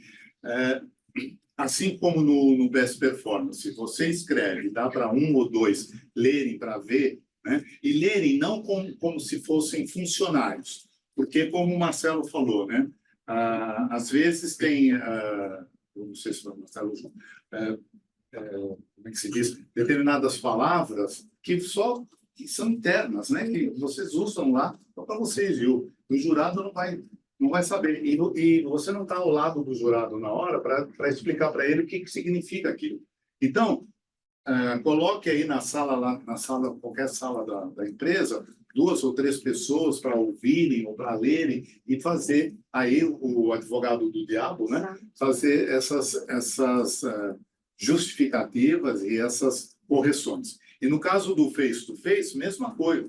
Tá? Se é uma apresentação que vai ser feita ali ao vivo, entende? Nesses 20 minutos, então deixa a pessoa ali falando na frente para 2 ou 3 colegas para ver, você está falando muito né, você está demorando aí para passar para outro raciocínio, olha, você esqueceu disso. Entende? Então, tudo isso daí são benefícios que na hora contam e contam muito. Porque depois que colocou lá, não dá para voltar atrás. Tá? Perguntas? Alguém quer fazer alguma pergunta? Vamos lá. Tá. Com relação a categorias, né? Vocês já pegaram cases que ele estava inscrito, porque são muitas, né? Muitas categorias, assim, acredito que até na hora de definir isso, mesmo com assessoria, com apoio, ainda assim encontram cases que, poxa, nesta categoria talvez ele não se encaixa ou não pontuaria bem, e numa outra, assim, como é essa dinâmica, como vocês já pegaram, não pegaram? Você vai Mas alguém tem alguma coisa para falar? Nos casos que eu peguei, eu nunca senti esse tipo de distância, né, entre a categoria e o que estava sendo apresentado. Mas acho também assim, né, que cada um sabe do seu caso e sabe, deveria assim, entender aonde ele se encaixa melhor, né? Eu acho que acho muito difícil acontecer esse tipo de erro, né? Ainda mais se é o Humberto que está na direção. Porque ele lê todos os resumos, identifica, ele cria a planilha, identifica quais as categorias de cada um dos cases, e aí, quando está em desacordo com o que é o descritivo da categoria, 11h30 da noite ele vai ligar para vocês e vai perguntar: você tem certeza? Por isso que esse ano a gente começou desde cedo a fazer a divulgação dos descritivos das categorias, inclusive 30 categorias que a diretora de eventos disse: 30, que absurdo! É exatamente porque a gente queria que todo mundo se enxergasse dentro das categorias, sem dúvidas, porque no passado, como as categorias eram um pouquinho mais genéricas, a gente percebia que as pessoas tinham essa dificuldade: será que eu caigo aqui ou será que eu vou para cá? Com as categorias um pouco mais específicas, a gente acha que vai conseguir sair um pouquinho dessa dificuldade de encaixe. Mas não se preocupem, ele é um filtro valida número 30. O que pode acontecer é o seguinte, né? O case receber uma nota baixa por conta de que ele não está na categoria correta. Mais adequado. Esse é um ponto. Se estiver extremamente fora, né, o que vai acontecer? O jurado vai falar: esse case está desclassificado porque não tem nada a ver com a categoria. Aí é que entra o presidente do júri, a comissão, para ver o que está acontecendo. Você não vai deixar isso acontecer, né? Não sei, por isso que nós estamos aqui. Sejam atentos aos celulares. O olho dele piscou na hora que eu falei. Vocês viram? Eu posso falar como presidente do último ano que isso no último ano não aconteceu. Então, Humberto, ele já deixou a triagem perfeita. Testar de validade. Exatamente. Mais alguém? Aproveite. Mais alguma pergunta? A questão do depoimento, eu vi ali sendo apresentado, né, e teve uma questão do depoimento, contra o cliente que fez esse depoimento. Isso é fundamental, é importante. Como vocês avaliam isso, a questão do depoimento de quem usou, participou daquela... Eu acho que eu avalio que o depoimento ele complementa muito o case, claro, porque muitas vezes é o depoimento do próprio cliente, né? Não só em querer ganhar o case, né? Mas ele complementa porque ele vivenciou isso e ele está assinando, chancelando embaixo que aquele case tem força para receber um prêmio. Então, realmente, o depoimento é relevante. Eu até queria complementar isso, porque, por exemplo, muitas vezes, quando a gente está falando de uma empresa prestadora de serviço e um cliente está dando depoimento, muitas vezes esse cliente vai lá receber o prêmio se é premiado, né? Então, faz total sentido ter um depoimento nessas situações, faz diferencial. Eu queria ampliar, então, essa pergunta, com a licença de vocês, até para dar essas dicas para quem vai construir o case. Vocês viram que lá na plataforma, se não viram, olhem, aquela plataforma foi criada com muito amor e carinho. Dentro da plataforma, vocês podem inserir anexos, né? Que vão, óbvio, serem anexos daquilo que está construído no documento oficial que é o case. O quanto que vocês já foram impactados enquanto jurados, eu acho que é a ampliação da pergunta que foi feita. O quanto, independente de que anexo seja, se é um depoimento, se é uma pesquisa de satisfação que foi citada no case, o quanto que vocês já foram impactados com esses anexos, para que eles consigam perceber o tanto que criar valor para o case específico é importante dentro de um certame? Como eu falei, para mim, um case completo, ele é formado de uma boa descrição da história, de uma boa narrativa, bons indicadores e alguma forma de tangibilização de tudo isso, né? Então, eu acho assim, já vi fotos, né? Já vi logos, né, que foram criados, identidade visual do processo. Então, eu acho que engrandece e dá mais força ao caso. Ok? Só para complementar e para transparência de todo o processo do nosso prêmio, tem o seguinte: todo jurado, eles assinam um termo de confidencialidade, ok? Então, eles não recebem os cases antes, não podem tirar foto, não podem fazer nada, não podem falar com a pessoa, se eles tiverem alguma dúvida, eles vão falar conosco e nós é que vamos entrar em contato com vocês, tá? Então, eles assinam um termo de confidencialidade. E outra coisa também, se porventura, na categoria deles, acho que aconteceu com você, né? Na categoria deles, tiver um concorrente ou um cliente, tá? Eles não analisam. Ok? Eles não analisam. Isso? Eu recusei, com dor no coração, mas eu recusei. Mas eu tive que recusar. Mas é legal porque tem essa instrução prévia, né? Não, eu achei muito interessante. Eu queria... Aconteceu as duas coisas. Não, na verdade, tinha cliente, não, porque eu, no caso, nós somos clientes, mas tinha fornecedor e tinha concorrente. Eu queria fazer uma última pergunta, bem polêmica, para também deixar uma dica para os meus amigos e amigas e amigos. Vocês estão preparados? Não serão júri agora, porque o Humberto não repete, mas vocês estariam preparados para esse redator universal chamado GPT para fazer a avaliação dos cases que as pessoas acreditam que o ChatGPT agora faz o trabalho sozinho e, enfim, não ensinam essa inteligência a falar como a gente queira que eles falem. Vocês estariam preparados para essa padronização de texto e de apresentação? Em que isso seria danoso para a avaliação de vocês? Posso começar? Eu falei que era polêmica. Eu acho sempre que o case tem que estar humanizado, né? O GPT ele pode dar o ChatGPT pode dar uma grande orientação, mas se não tiver uma revisão naquilo, você percebe claramente que foi o ChatGPT que escreveu. Fica frio, né? Fica frio. Então, o case tem que nos arrepiar.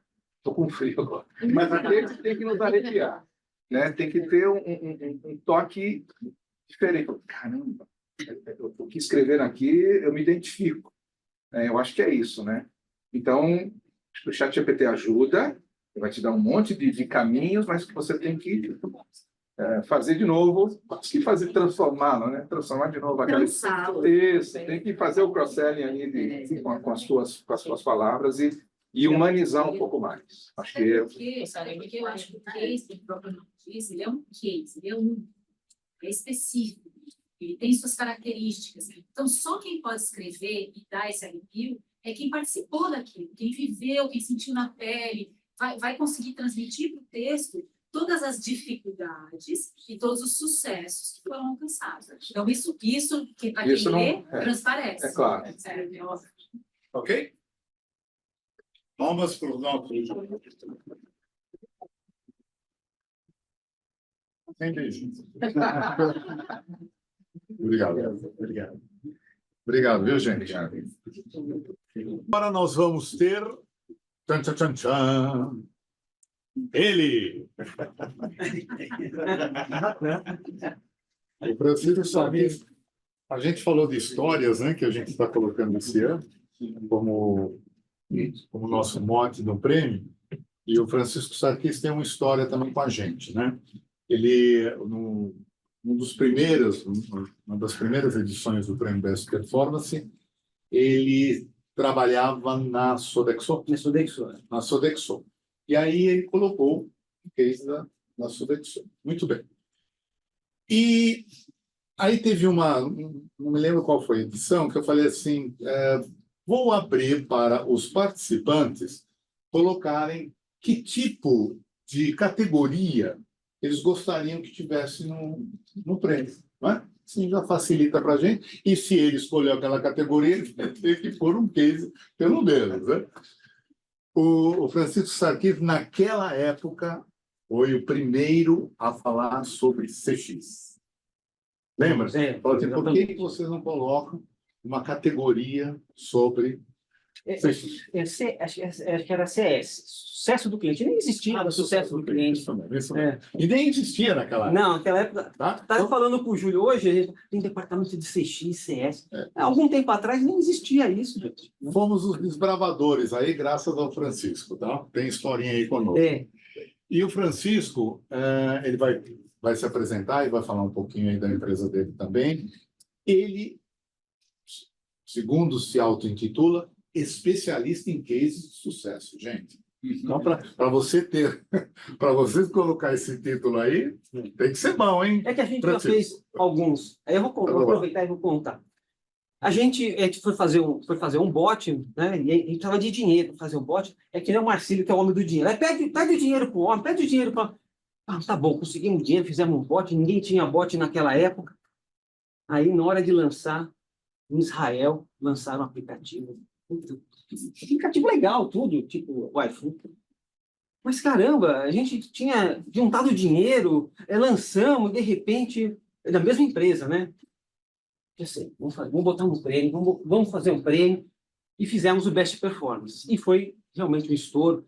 E aí, nos trend top lá da nossa empresa, lá na Sodexo, aquilo explodiu. E todo mundo queria saber da gente. Então, por isso eu sou grato aqui ao Best Performance. E se você precisa defender algum case, algum projeto seu, então vá no prêmio, escolha um prêmio e escolha o Best Performance, por exemplo, aqui é uma boa saída se você precisar de falar de inovação, falar de tecnologia. Sempre tem alguma categoria interessante, né? Você põe o primeiro para gente? Bom, eu já fiz alguns cases, tá bom, pessoal? Já fiz aqui alguns, são 35. Aí da Sodexo, alguém pediu para fazer um case, e começamos a fazer. E você tem alguns que a gente participou, Best Performance, ABT, Cliente SA, a Bend, o Latam, da Loic, participamos de todos, né? E alguns dos nossos clientes aqui.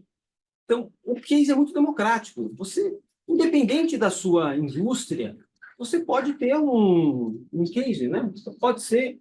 É uma ótima. Aproveite isso daqui. Sempre tem uma boa história para contar. Eu digo que são histórias. Pode passar, Dani, por favor. Vou ler, porque é importantíssimo. O que é um bendito de um case?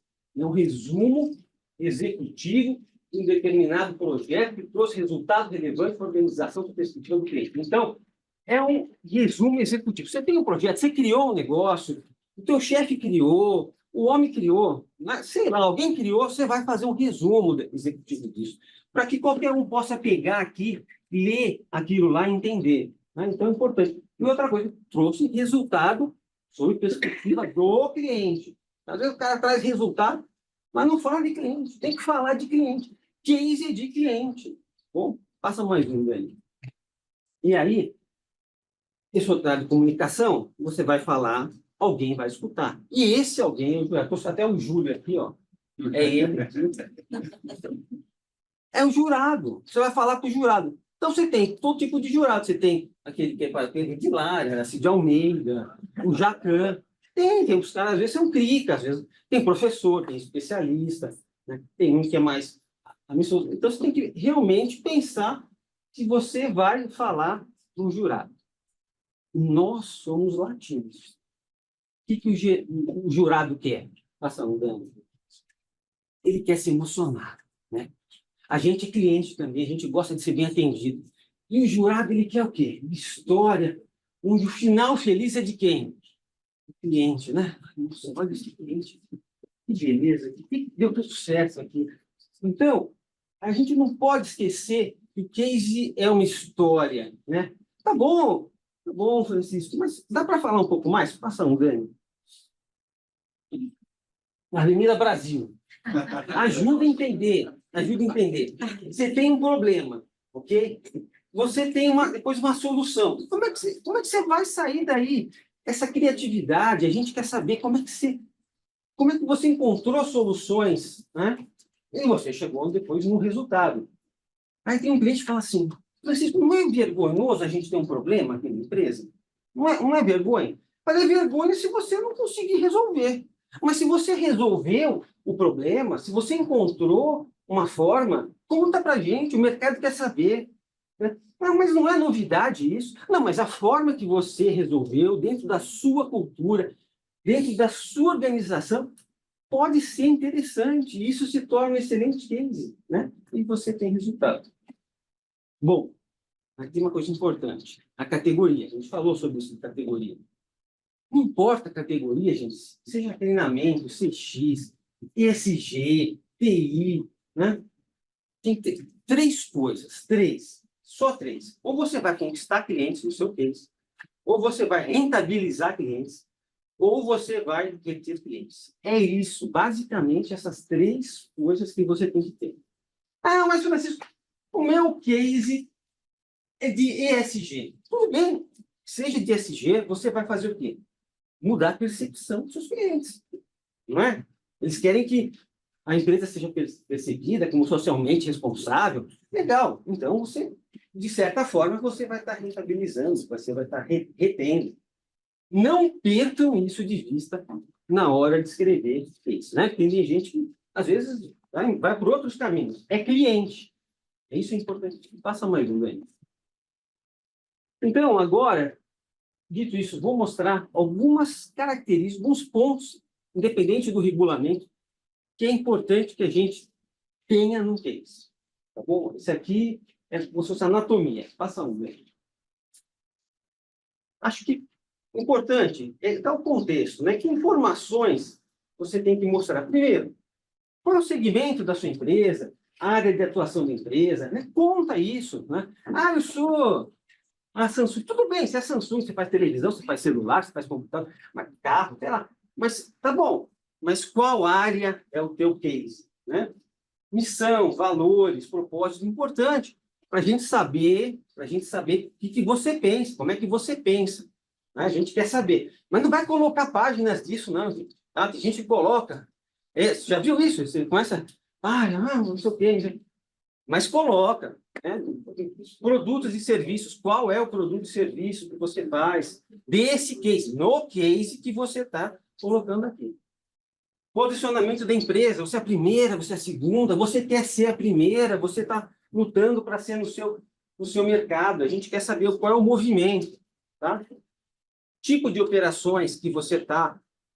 Esse case é da onde? É do inbound, é do outbound, é das redes sociais, da onde? Então, eu acho que isso aqui começa assim o seu case, tá?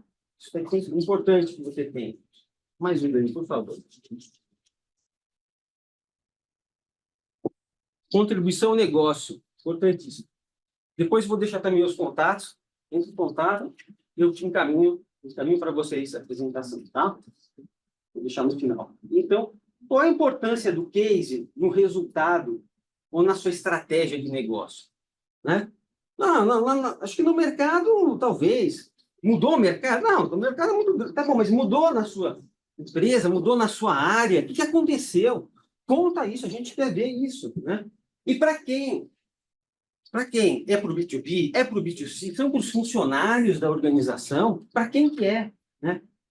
E não esqueça, foi uma matriz, uma autorreflexão, né? Fortaleza, fraqueza, oportunidade, ameaça. Assim, mostra uma clareza da onde você está, para onde você quer chegar. Então, discreta aqui, mas coloca. Né? Olha, a gente chegou até aqui e a gente precisa ir mais adiante. Né? Então, a matriz SWOT dá uma boa reflexão. Mais um deles, por favor. Indicadores. Fundamental. Olha, case sem indicadores não é case. Oi. Indicadores interessantes de clientes, NPS, reclame aqui, CSAT, nota de monitoria. Ok, é seu, é dentro de casa. Quanto mais isento, melhor. Vou ter aqui, até numa sequência aqui. Tá? Operacionais, first call, nível de first call resolution, né? Poder de solucionar logo no primeiro contato, nível de serviço, TNA. Legal. Ah, eu não tenho esse. Eu tenho operacional, pelo menos. Você tem TNA? Né? Mas se você tiver mais do que TNA, coloca um pouco mais. Né? E financeiros. Ah, isso é legal pra caramba. Né? Financeiro é legal. Só está aqui sabe que é legal financeiro. Mais ganho, menos custo, mais eficiência. O que o bendito case trouxe, né? É de cliente, mas tem que trazer resultado. Né? Fala de cliente, é um storytelling, começo, meio e fim, mas vai trazer resultado. Então, isso aqui é quase 40% do case. Tá? Mais um ganho, por favor. E o que a gente tem que evitar? Pelo amor de Deus, vamos evitar deixar de apresentar resultados. Né? Um dia peguei um case e estava assim, nosso projeto é inteligência artificial confidencial. Confidencial. Só isso, era uma página. Como é que pode? Não, tá legal que é confidencial. Tudo bem. Então, que esse GPT. Exatamente. Pô, boa. Né? Colar do Excel. Né? Pega, manda copia e cola do Excel, aqueles gráficos, não sei o quê. Teve uma rede que mandou o Excel, baixa o Excel, abaixei o Excel, sabe, tudo aquilo, aquelas página, aqueles, né? Pastinha, pasta 1, pasta 2, pasta 3. Eu tinha que decifrar aquilo. Aquilo é para o chefe dele, o chefe que gosta, né? Mas pega aquilo, refaz, põe um número lá, constrói um gráfico, copia e cola, ou então manda o Excel para a gente abrir lá, né? Tome cuidado para compartilhar informação sensível. Se é coisa sensível, então não coloca. Eu não posso colocar, não posso contar isso. Então não põe.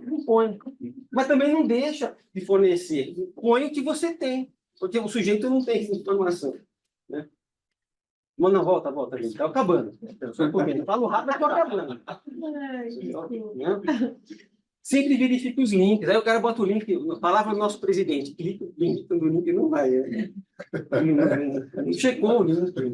Né? Não abre o link, não abre a planilha. Só faz uma checagem antes. Alguém falou aqui, pede para outra pessoa dar uma revisada, porque a gente depois já não enxerga mais. E outra coisa, não copie e cola aquelas apresentações comerciais da empresa, pelo amor de Deus. Sabe, você vai um cliente, vai oferecer. Aí tem as primeiras, né, páginas, é tudo da empresa. É bacana. Mas aí o sujeito resolve botar aquilo lá para que você conheça. Faz um resumo daquilo, não coloca aquilo. Né? Fica muito extenso. Né? Então, evite essas coisas aqui. Tá bom? Pode passar. Agora sim. Então, o case é um negócio que dá trabalho, é um negócio, mas que acho que ajuda você, pelo menos, garante os seus investimentos, né? Ele garante os seus investimentos. Você precisa de um cheque assinado lá, vai para o homem, dá aqui, olha o case aqui. Né? Ele valida a sua estratégia, às vezes dentro da organização tem alguém que puxa, né? Não vai por outro caminho. Você quer implantar um negócio, o cara quer o outro. Você quer implantar um negócio, o cara quer o outro. Então, faz um case. Você ganha esse prêmio. Eu digo que muitas vezes o prêmio começa. Você ganhou, agora você vai para o RH, vai para a mídia, vai contar, né? No mínimo, no dia seguinte, o seu LinkedIn, o seu concorrente olha seu LinkedIn. Se precisar de ajuda, conta comigo. Aqui está os meus contatos. Será um prazer ajudá-los. Bom? Perguntas? Aproveita que a assessoria hoje é grátis. Isso aqui é uma apresentação executiva, né? Até pelo horário, só está com fome, não sei o quê. Não, bem. Né?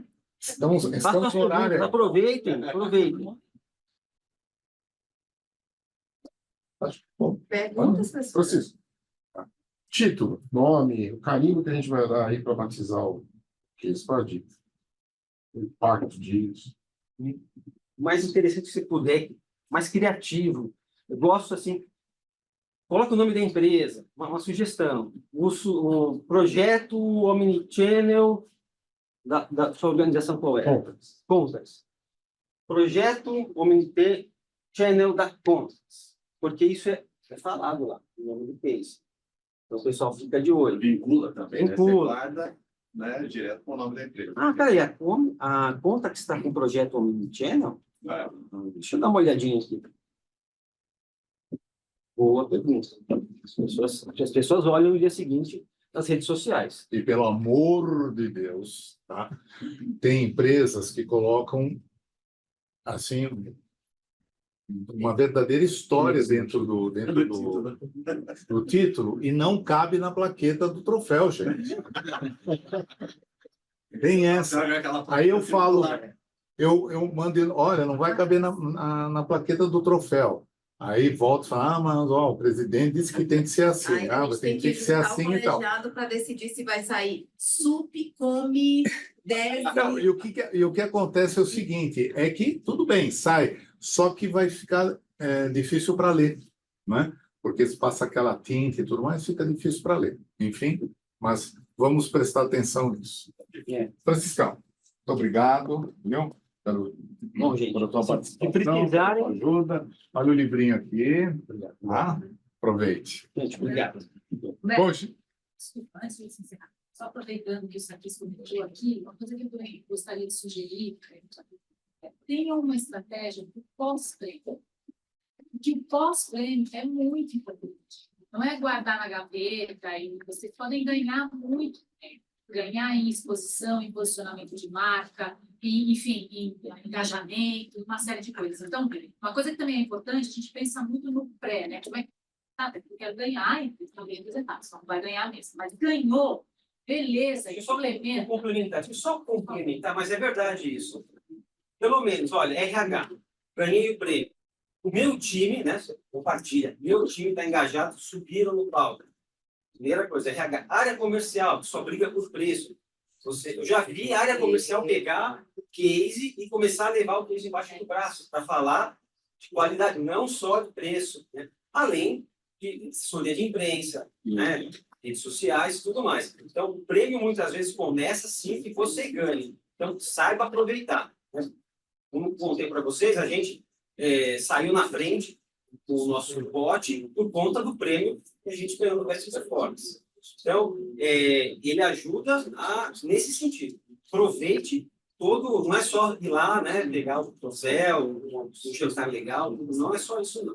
é isso aí. O prêmio não termina no dia 8 de outubro, lá na Casa Jardim, tá? Ali é o começo, tá bom? Para vocês aproveitarem, além do selo que vocês ganham, né, de empresa vencedora, certificado e tal, vocês aproveitarem tudo isso. Afinal, foi um investimento, não é? Investimento que tem que dar lucro. Muito bem, para encerrar o nosso encontro de hoje, que eu acredito e espero que tenha sido bastante proveitoso para vocês, vou chamar aqui a Camila, a mulher do dinheiro. Agora ela vai... Tem o homem do dinheiro e a mulher do dinheiro. Agora ela vai passar o chapéu. Não, vem cá. É rapidão, porque o Humberto já estava ali me mandando mensagem. Acho que não vai dar tempo de te chamar. Vocês tratam o comercial assim na empresa de vocês? Essa é uma história que a gente ia começar. Eu ia começar por aí, inclusive, né? Sim, eu ia começar dizendo para vocês o seguinte: lá vem a diretora comercial pedir dinheiro para a gente.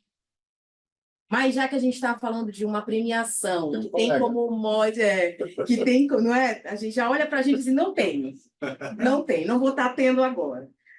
Mas eu queria trazer, utilizando aí o mote do prêmio esse ano, que é contar histórias para inspirar, eu queria dizer para vocês que por trás da direção comercial pedir dinheiro aqui para vocês, ou vocês vão pedir para quem vocês tiverem que pedir, eu queria trazer um outro lado, porque por trás de quem pede dinheiro tem também histórias inspiradoras, né? A gente tem aqui pessoas dentro da equipe que são completamente distintas entre si, inclusive em suas formações. A gente tem o VP é contador. Quem estiver precisando pode contratar. Pagando bem. E essa aqui é a Liga da Justiça da CMS, tá? Só para vocês saberem um pouquinho. Eu sou a Mulher Maravilha. E o que eu queria dizer para vocês é que por trás da história de pedir dinheiro, porque aqui ele está me chamando para eu falar sobre as cotas de patrocínio que a gente tem na cerimônia do prêmio, eu tinha pedido para a Dani colocar essa foto aqui, existe sempre algo por trás da contação de histórias, além da própria contação de histórias. Contar uma história é algo bem individual, é ou não é?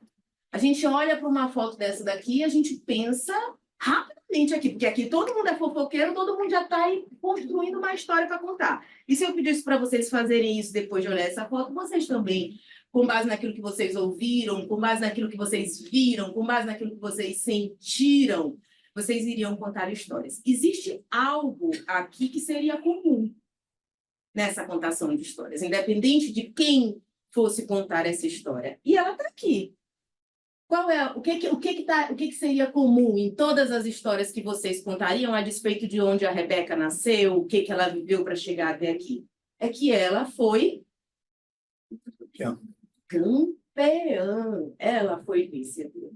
Essa história comum que a gente tem aqui é a história comum que a diretora quer contar para vocês aqui agora, tá? A pessoa responsável por faturar com o prêmio. Imaginem, vocês já pararam para... Quando vocês olham bem para cá, gente, o que vocês estão olhando aqui? Símbolo das Olimpíadas. Das Olimpíadas. Mas remete vocês a o quê? A que marca? Vamos lá. Remeteu, não remeteu? Sim. Aí, vocês já imaginaram o quanto que a Coca-Cola queria ter a marca dela vir aqui? Ou quanto que qualquer outra empresa ia querer ter a sua marca exatamente aí? Eu vou dizer por quê.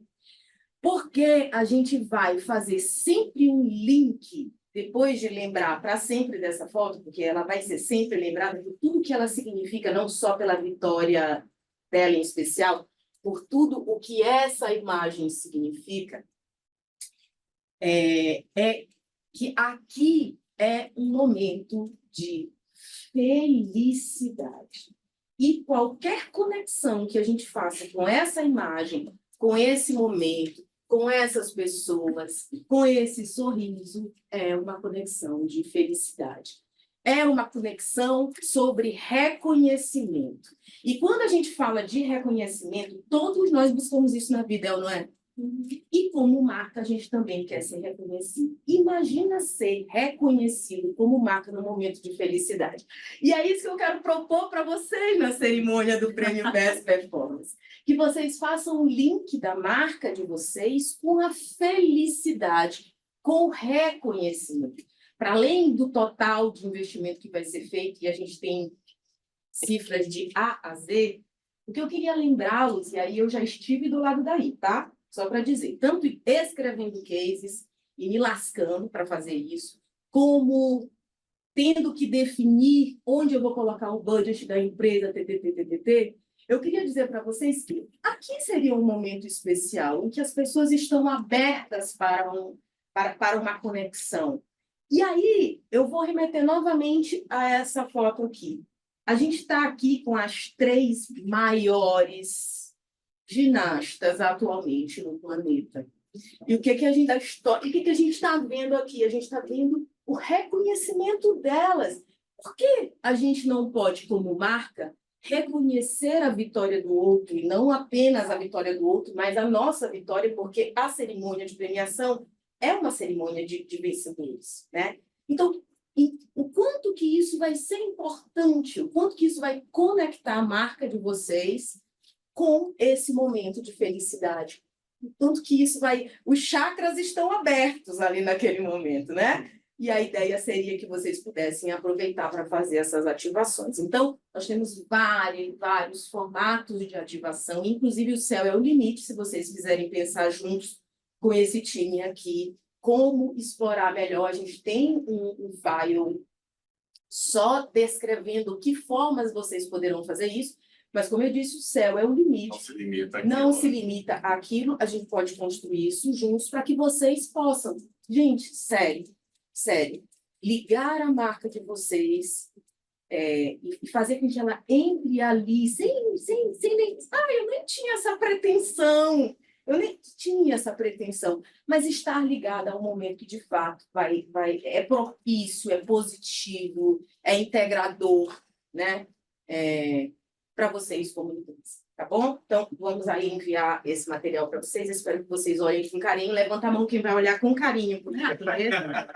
Filma, em nome de Jesus. Tá gravado, hein?